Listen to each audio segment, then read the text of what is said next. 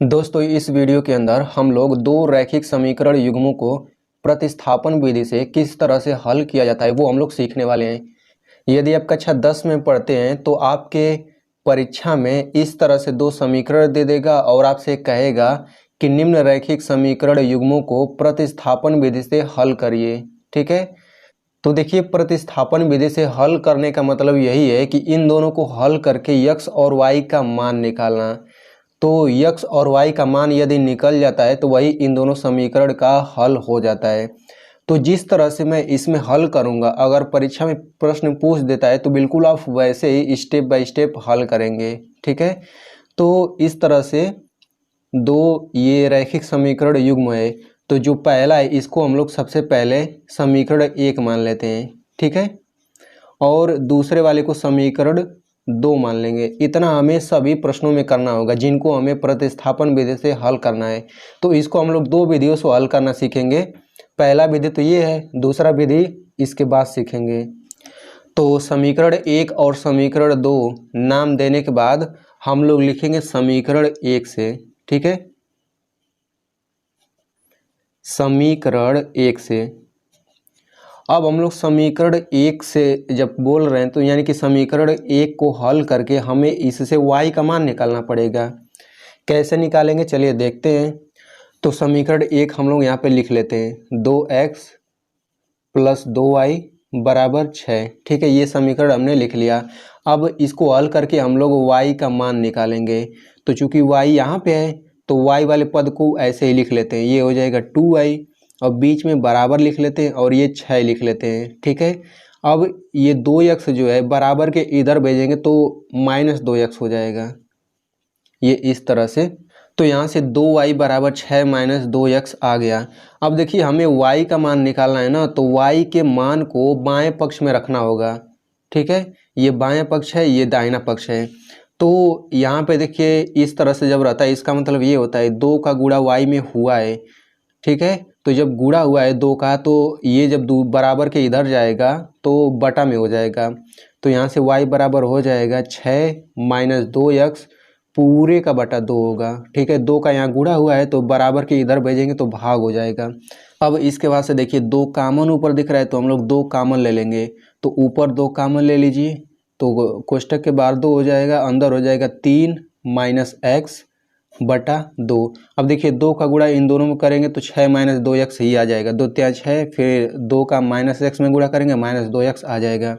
अब 2 से 2 कट जाएगा तो यहाँ से y बराबर हो जाएगा 3 -x। अब हमें इसको समीकरण 3 मान लेना है। अब देखिए जैसे ही बाएं पक्ष में y आ गया इसका मतलब हमने y का मान इतना निकाल लिया।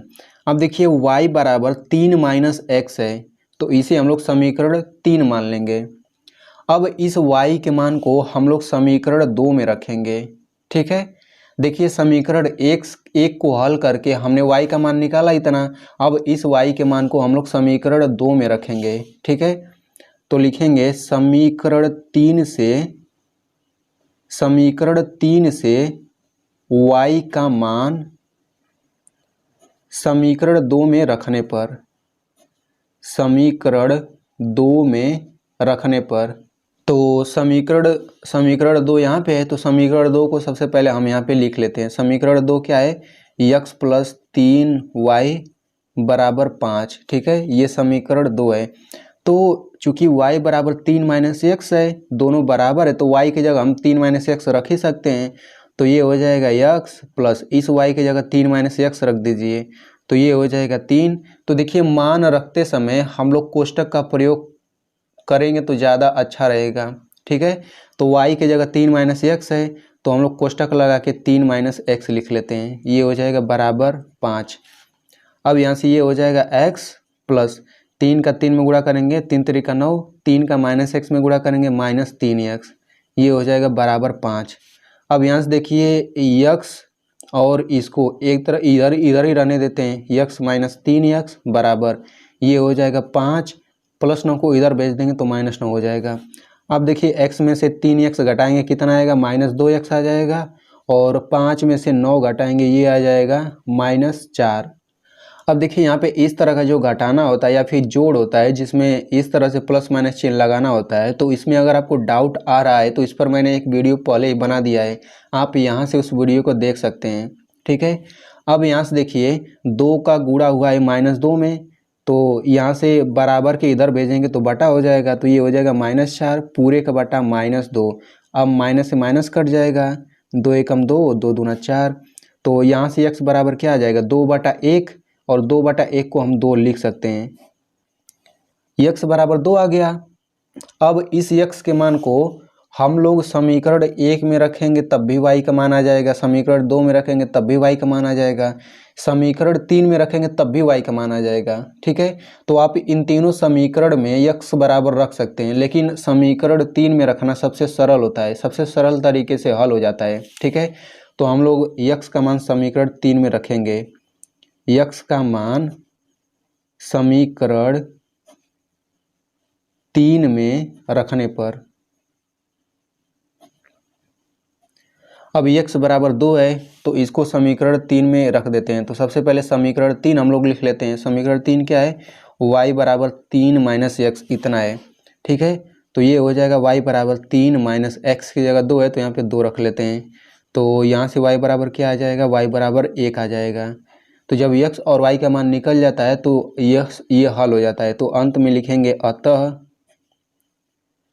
हल हैं, क्या हल है, x बराबर 2 है और y बराबर 1 है।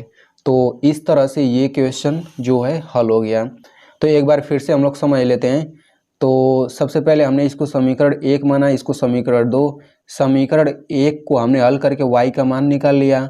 अब इस y के मान को हम समीकरण 2 में रखेंगे, क्योंकि हमने y का मान समीकरण 1 से निकाला था तो इसमें नहीं रख सकते हैं, समीकरण 2 में रखेंगे। तो जैसे ही हमने y का मान समीकरण 2 में रखें तो x का मान आ गया। ठीक है, और x का जब मान आ गया तो इसको तीनों समीकरण में से किसी एक में भी रखेंगे तो y का मान आ जाएगा, लेकिन समीकरण 3 में रख करके y का मान आसानी से आ जाता है। तो समीकरण 3 में रखने पर y बराबर 1 आ गया। तो इस तरह से ये हल हो गया। ठीक है, अब चलिए हम लोग दूसरी विधि देख लेते हैं। दूसरी विधि में भी बिल्कुल हम लोग वही सवाल लेते हैं। ठीक है, तो पहली विधि में हमने समीकरण 1 को हल करके y का मान निकाला था, इस विधि में बस हम लोग समीकरण 1 को हल करके x का मान निकालते हैं। ठीक है, तो लिखेंगे सबसे पहले समीकरण 1 से, फिर समीकरण 1 को हल करके हम लोग x का मान निकालते हैं। यहाँ पे देखिए, अब पहली विधि में हमने y का मान निकाला था, लेकिन इसमें x का मान निकालेंगे, तो अब इसे समीकरण 3 मान लेते हैं। अब इस समीकरण 3 से x का मान समीकरण 2 में रखेंगे। ठीक ना, यानी कि सेम वही प्रोसेस है, बस इतना सा फर्क है कि समीकरण 1 से हम लोग x का मान निकालेंगे। तो ये हमने x का मान निकाल दिया, इसको समीकरण 2 में रखेंगे तो हल करने पर इसमें y का मान आएगा। तो y का मान अब आ गया, तो इसको हम लोग समीकरण 1, 2, 3 इनमें से किसी में रखेंगे तो x का मान आ जाएगा, लेकिन समीकरण 3 में रख करके हल करना आसान होता है। तो इस y के मान को समीकरण 3 में रखेंगे, तो ये हमने रखने पर हल करेंगे तो x बराबर 2 आएगा। तो लिखेंगे अतः हल है x बराबर 2, y बराबर 1। आप देख सकते हैं कि इस विधि से भी वही दोनों सेम आंसर आते हैं। तो इस तरह से आप इन दोनों विधियों से हल कर सकते हैं।